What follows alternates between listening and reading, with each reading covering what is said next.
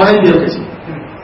Saboda haka biyayya a gare ta ko biyayya a gare su tilas ne a wajenka da nassin alqur'ani da kuma nassin hadisin manzon Allah sallallahu alaihi wa sallam.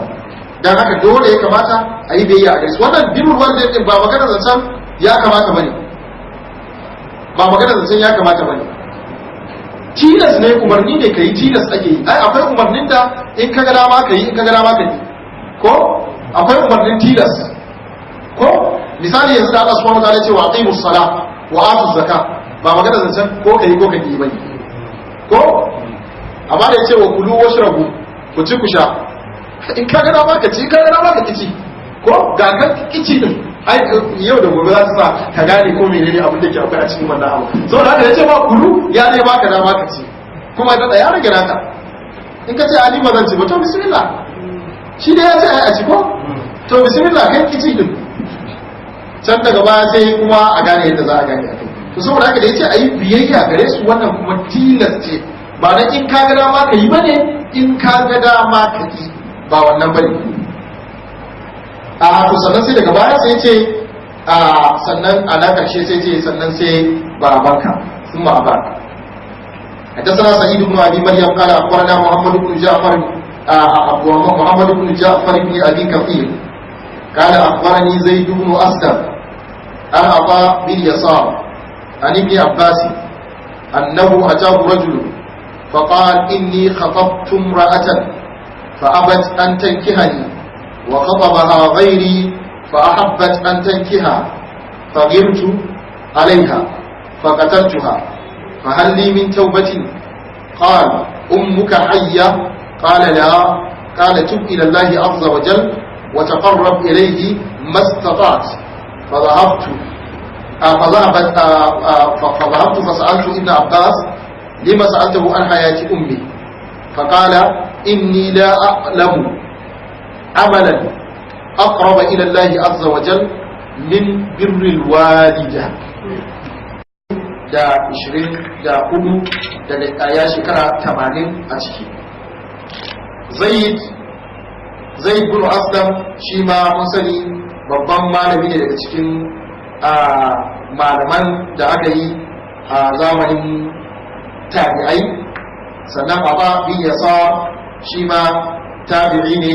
ابن عباس رضي الله عنه حق الأمة فقيه الأمة ترجمان القرآن دكا ينسى سنة يسني ناصر عبد الله بن عباس رضي الله عنهما أنت يا وجه حديثي جبودا دا 660 daga wanda aka rawaito daga wajensa daga manzo Allah sallallahu alaihi wasallam. Sai da Umar yana yin shawara da shi a cikin abin da suka zama gagarau tare da karancin shekarunsa. Har ma sa yake cewa ban taba sa duniya biyu ka sai yake cewa ban taba ganin mutumin da yake da kaifin hankali da saurin kawowa tunani da fadin ilimi da saurin haƙuri da juriya yace kamar Abdullahi bin Abbas ba. Yace sannan mutum ne wanda Allah subhanahu wa ta'ala ya masa kyakkyawan halitta da kyakkyawan tsari, wannan kuma dama duk haka wani hashin mutane ne wanda Allah subhanahu wa ta'ala ya kyautata halittar su, kuma duk alibai da biyu sallallahu alaihi wasallam haka za ka su kyawawa ne kwarai da gaske, kuma aka fasaha a wajen su saboda wannan jinin annabta da ke tare da su. Manafikinsa dai suna da tarin yawa kwarai da gaske. Ya rasu a Taif shekara ta 68 daga hijiran sunna Rasulullah sallallahu alaihi wasallam.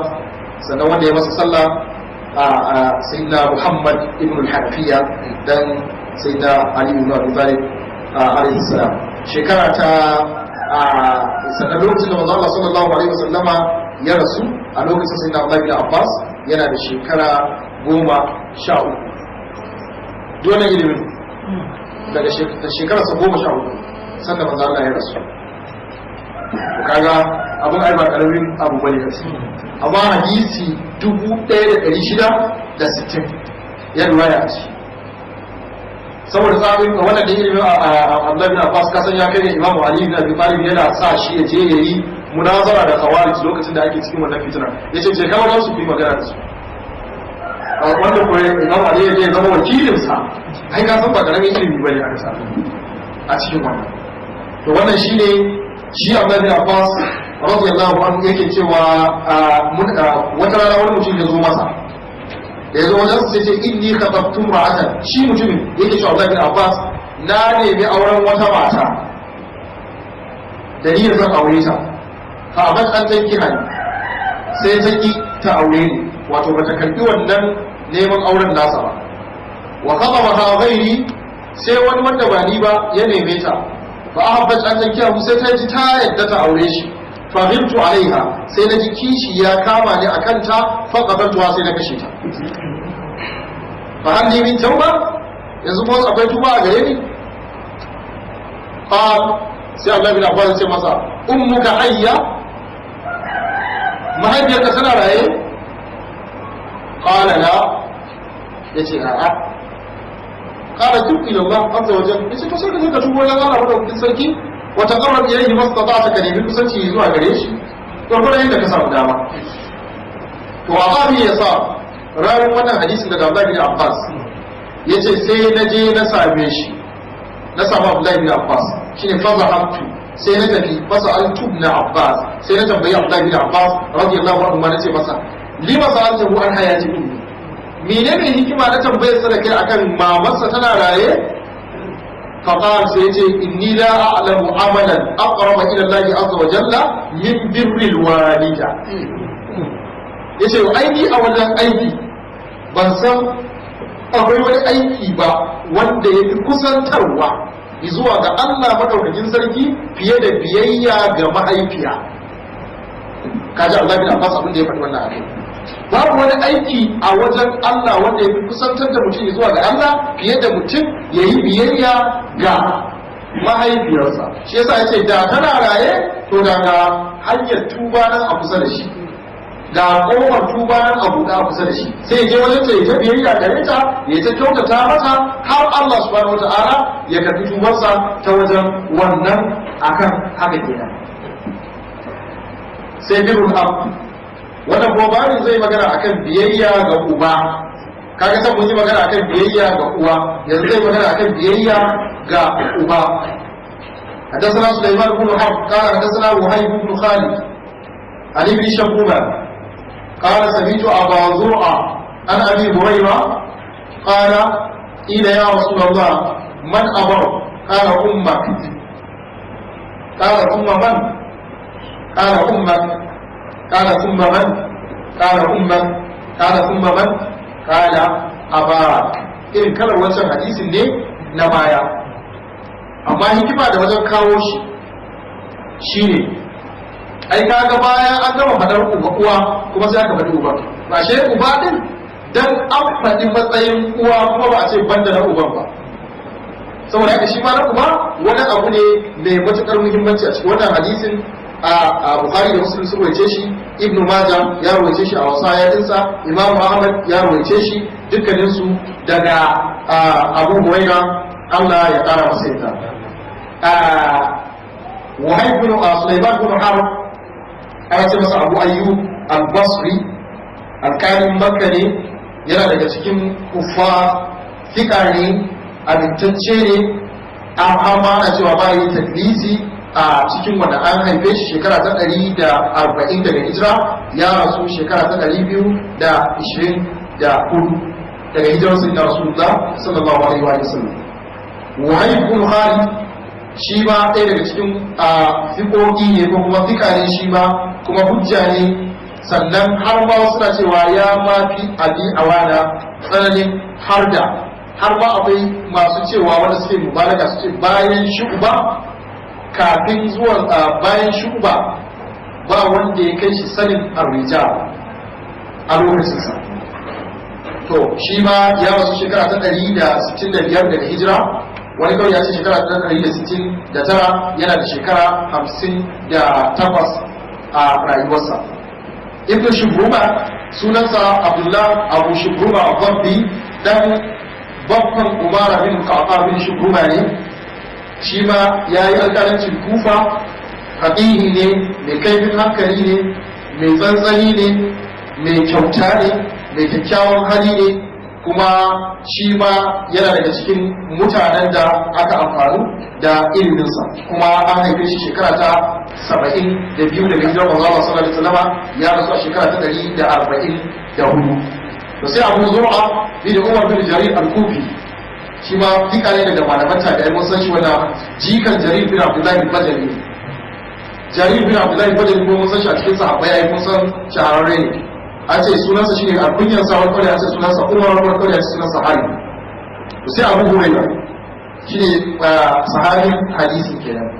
Abu Hurairah an ce an yi ikhtilafi a cikin sunansa, wanda har alhaji yana cewa an yi ikhtilafi a sama da suna wajen 10 wani abu na sunansa a cikin wannan dinsa, a ainihin hakikalin sunansa. Ya rasu ne ya musulunta shekarar da aka yi Khaibar.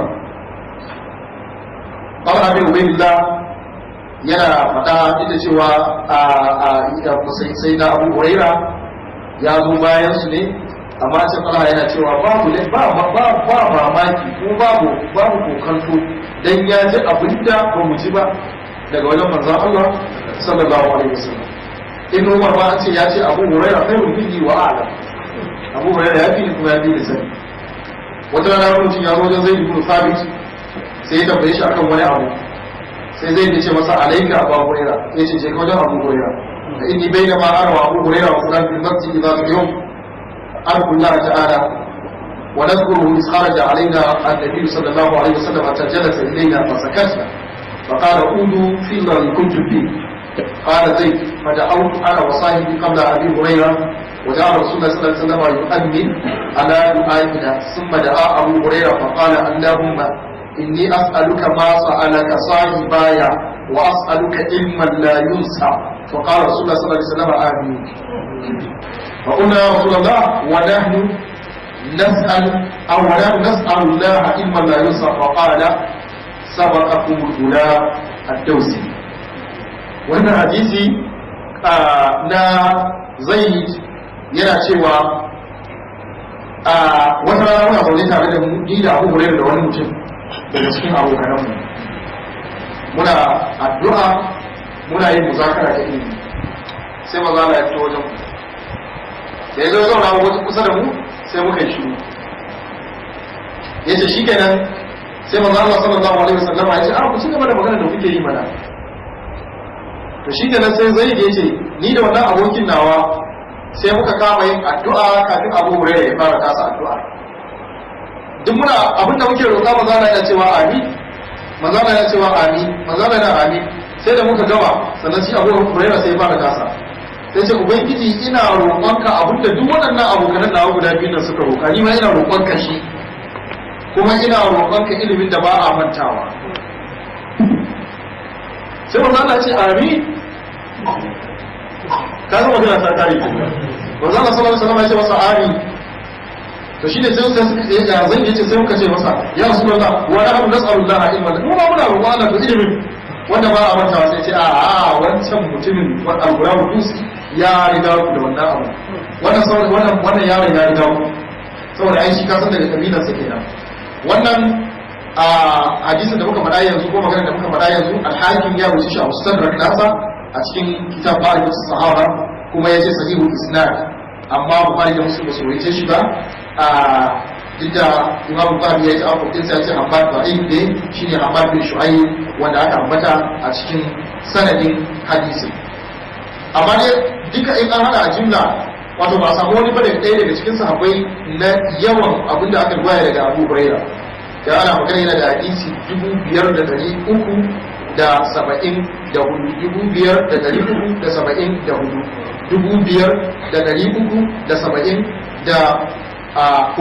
hadisan annabi sallallahu alaihi wasallam da aka riwaya daga wajensa a ciki. Sannan daga abin da aka rawaito daga wajensa yana yin tasbihi a kullum sau 12,000.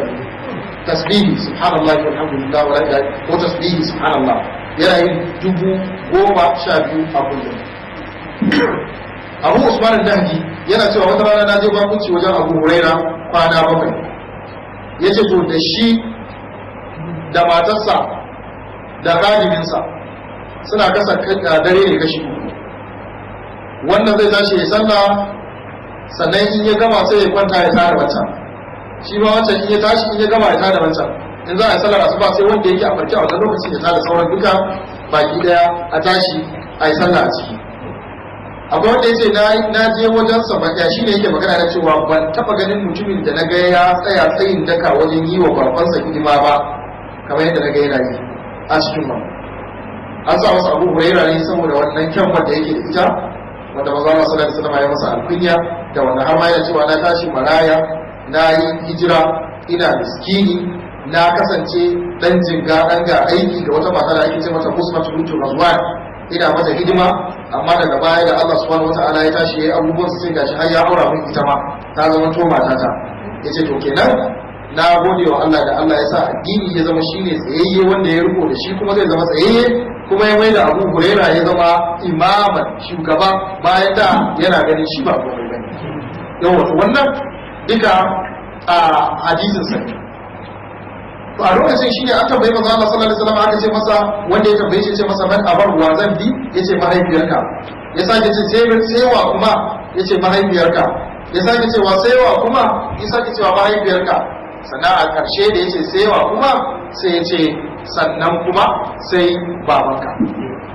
حدثنا بشر بن محمد قال أخبرنا عبد الله قال أخبرنا يحيى بن أيوب قال حدثنا أبو زرعة عن أبي هريرة أتى رجل نبي الله صلى الله عليه وسلم فقال ما تأمرني؟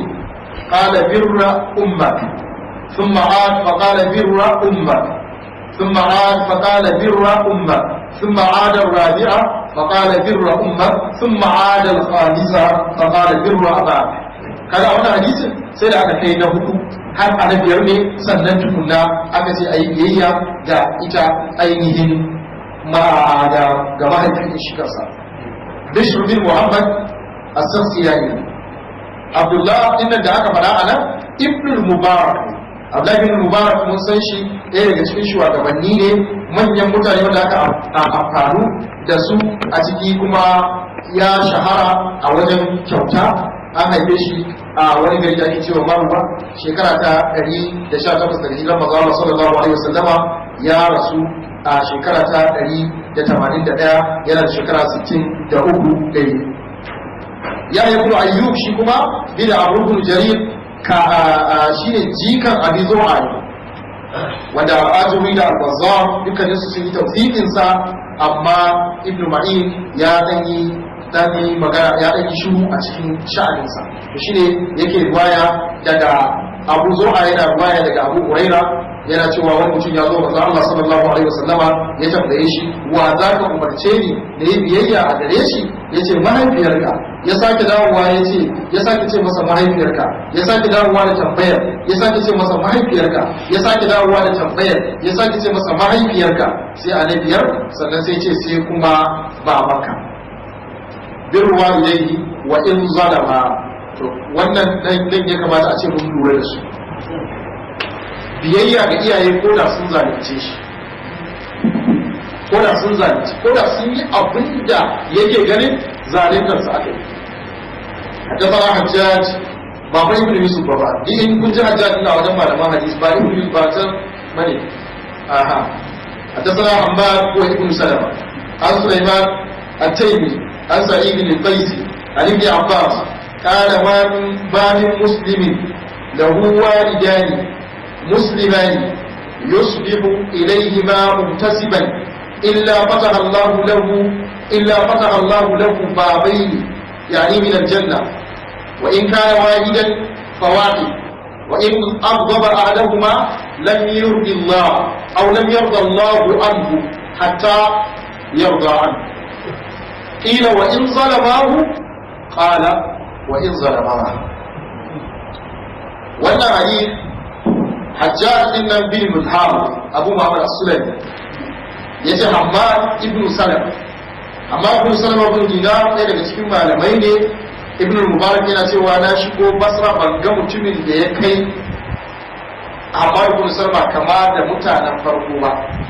Yana daga cikin masu biyayya ga Allah, masu yawan ibada, ana kamar addu'a yana da addu'a wacce take amsashiya, amma mun sani kamar yadda muka sani wannan Hammad bin Salama Bukhari bai ruwaici hadisi ko ɗaya daga gare shi ba a cikin sahih. nan kaga a nan rufar yaro amma a can bai rubuta hadisi ko ɗaya ba a wajensa a ciki saboda dalilin da Bukhari ya sani wanda Allah kaɗai ne ya san shi a cikin wannan abin amma kar mu manta Hammad bin Salama shine ya rubuta wannan hadisin nan na inna abi wa baka dinar a cikin sahih Muslim wanda yana daga cikin abin da har yanzu ba gushe ba ana masa ana zungurarsa ana masa ana taka masa mulki a gurare da yawa a cikin wannan abu cewa da hadisin a sahihu Muslim amma Bukhari a cikin sahihinsa bai rawaita hadisi ko ɗaya ba daga Ahmad bin Salama bai rawaita ba ana magana akan cewa malamai da yawa sun yi magana akan mutum ne wanda yake da wannan din fahimta da kaifin fahimta a ciki amma shi kasan kowa kuma ba za a ce kuma babu wajen kuskure ba a cikin sha'aninsa watakila guraren kuskuren ne kuma da suka zo sai suka zo wajen da kuma ba za a iya mantawa ba suka zo a wajen gurare waɗanda suka zama wato very sensitive shi yasa sai zaman to ba a manta masa da shi ba a ciki to shine yake riwaya da Sulaiman al-Taymi daga Sa'id al-Qaisi daga Ibn Abbas Allah ya kara masa yadda yana cewa ma min muslimin lahu waliyan ba wani musulmi guda ɗaya wanda zai zama yana da iyaye guda biyu muslimani musulmai kaga magana ta ma wa in jahadaka tana da aiko abinda kawai ba a yadda kai biyayya gare su ba idan suka ce za ka yi shirka to amma in musulmai ne a nan muslimani kadai aka ce ba yi magana akan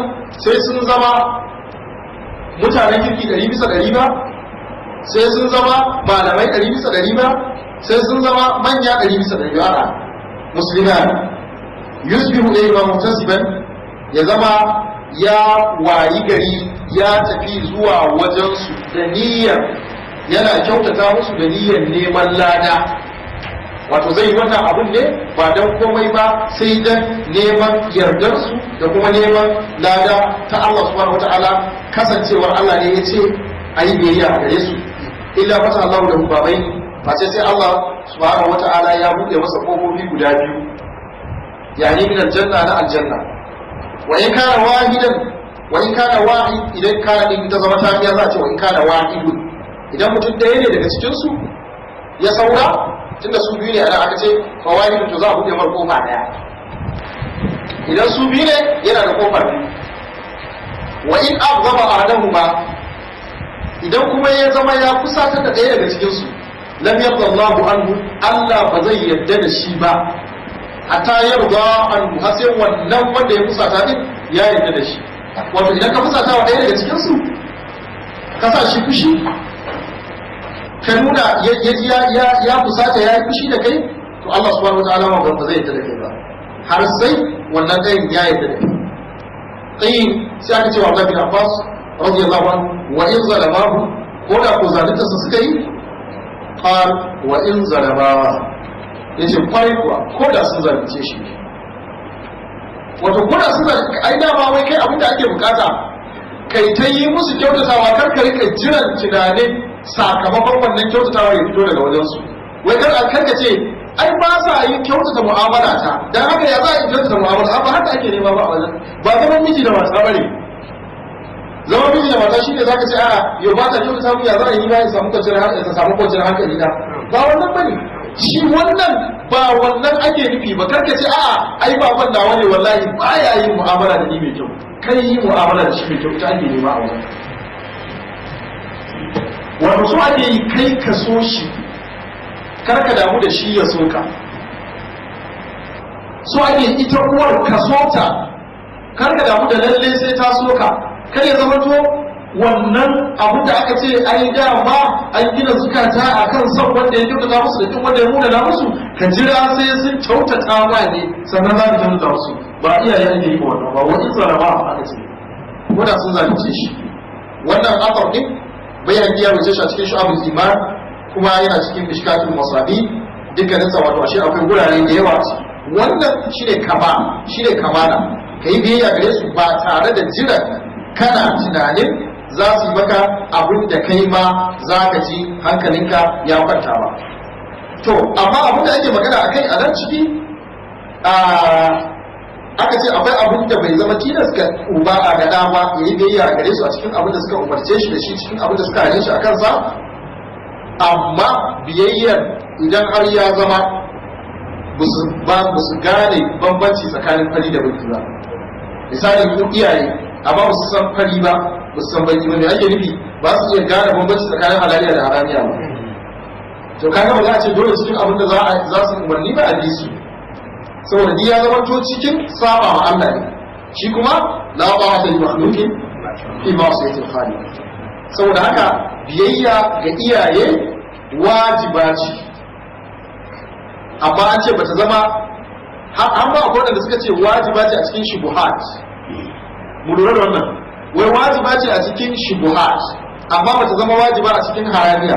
A cikin haramiya ne kadai bata zama wajiba ba, amma a cikin abin da yake shubha to za a iya yin biyayya a wajen su saboda biyayya. Kaga mun gane wannan? Wato abin da yake haramiya wannan ba za a biyayya a wajen su ba, amma abin da yake akwai shubha to wannan shi za a iya biyayya a wajen, saboda aka ce barin shubha ai tsantsani ne yake sawa a bata ai, to saboda haka sai ai haka. Shi kuma biyayya neman yardar su to shi kuma wannan tilas, saboda haka za a iya yin haka a ciki. To amma sai aka ce to yanzu akwai wani abu guda ɗaya mai wahala wanda malamai suka yi fahimta a kansa, shine haɗa biyayyar su biyu ga su da rai amma ta gagara. Ya aka yi ta gagara? Ɗayansu yana cutuwa idan an kyautata wa ɗaya. Ai ka sa akwai wannan ko? Tunda mata da miji yana abu ne mai saukin faruwa. Ɗayansu yana cutuwa idan an kyautata ma ɗayan. Ya kamata a yi?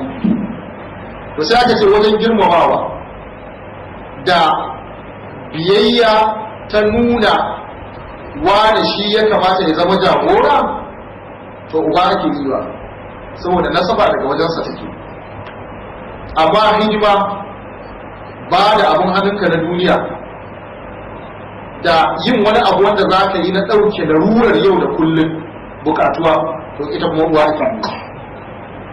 Girmamawa wace ko da in aka ce zai zo in ya gan shi uban zai miƙe ya tashi ya nuna wani abu makamancin haka, aka ce idan su biyu ne ma suka tambaye ka abu ga wannan to aka ce to sai su kula da mahaifiyar ita za a fara miƙawa, mahaifiyar ita za a fara miƙawa abu kafin a bawa baba.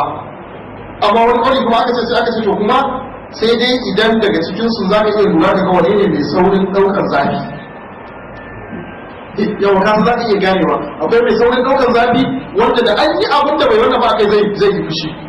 Idan kowace mai saurin ɗaukar zafi to sai a fara gabatar da ita don kata ɗau zafi.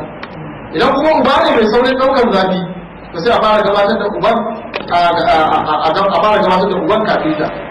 Ana cewa wani malami iya babansa da mamarsa lokacin yana neman ilimi, sai babansa da mamarsa na faɗa, sai uban ya aika da zani. Uban ya aika da zagi ce je ka gaya wa mamarka ka ce kaza.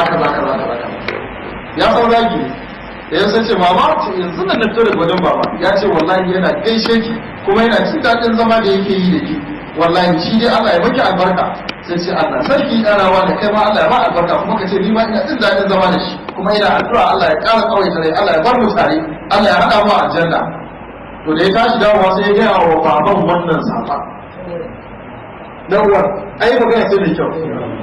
Amma bai gaya mata abin da uban ya faɗa ba, amma a wata magana mai kyau sai ya zo ya gaya wa baban wannan, sai ce a cewa ne ka ce mata kaza ya ƙara mai da magana sa tsawo. Ya sake dawowa ya sake cewa ya ji daɗin bayanin da kika yi da na yanzu, kuma ya gode da wannan abu, shi ma yana addu'a kan Allah ya sa ke ce matarsa har a aljanna. Ta sake yin addu'a ya ƙara dawowa ya gaya wa baban, karshe wannan kaiwa da komowa sai da ta sulhunta tsakaninsu. To ga wannan hikima ce, kuma ai bai saba ba, dan da uba ya ce masa je ka bai ce ba za ni ba ko to, amma me ya kawo na abun bacin rai? Ai kaga bai kamata ya dauki bacin rai ba. Yanzu a ce a aike ka da sabon zaki ka gaya mama da kuma ita ka gaya mata kamar yadda ta faɗa. To amma in za a dauki ka'idar ma rasulullah bala ai kaga kenan za ka isar da sabon ne kamar yadda aka faɗa a ciki. To amma ba za ka isar a nan ba. saboda haka sai an kula da wannan a cikin abin da ya kamata.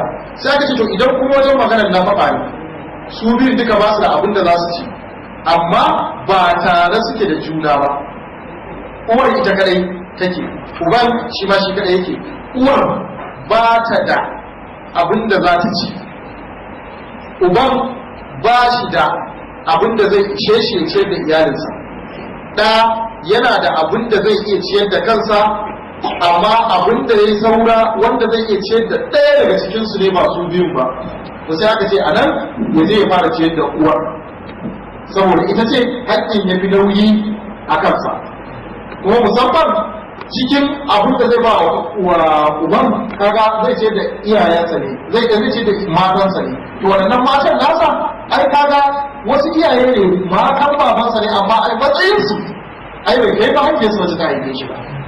Saboda haka mahaifiyar ita ya kamata a fara gabatarwa a wannan lokacin maimakon haka a ciki. Duk da malamai sun yi maganganu da yawa a kansa a cikin wannan. Subhanaka Allahumma wa bihamdika nashhadu an la ilaha illa anta nastaghfiruka wa natubu ilayk. Allahumma salli ala khashyatika ma tahulu bi bainana wa bain ma'asyik wa min ta'atika ma tuballighuna bi jannatika wa min al-yaqini ma tahulu bi alaina masa'ib ad-dunya wa matina bi asma'ina wa absarina wa quwwatina ma ahyaytana wa qurrata a'yunina waj'al ta'ala ala man zalamana wa sunna ala man a'dana wa la taj'al musibana fi dinina wa la taj'al dunya akbar hammina wa la mablagha ilmina wa la tusallit alayna man la yarhamuna. اللهم لا تدع لنا ذنبا الا غفرته ولا هما الا فرجته ولا دينا الا قضيته ولا مريضا الا شفيته ولا فقيرا الا اغنيته ولا ظالما الا عظمته ولا حاجه في حوائج الدنيا والاخره هي لك اذا ولنا فيها سلام الا قضيتها يا رب العالمين.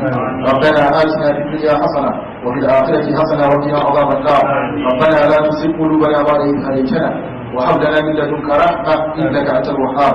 اللهم فرج عن أمة سيدنا محمد صلى الله عليه وسلم. اللهم فرج عن أمة سيدنا محمد صلى الله عليه وسلم. اللهم فرج عن أمة سيدنا محمد صلى الله عليه وسلم. اللهم إنا نسألك العفو والعافية والمعافاة الدائمة في الدين والدنيا والآخرة. وصلى الله وسلم على سيدنا محمد الفاتح الخاتم وعلى آله حق قدره ومقداره العظيم.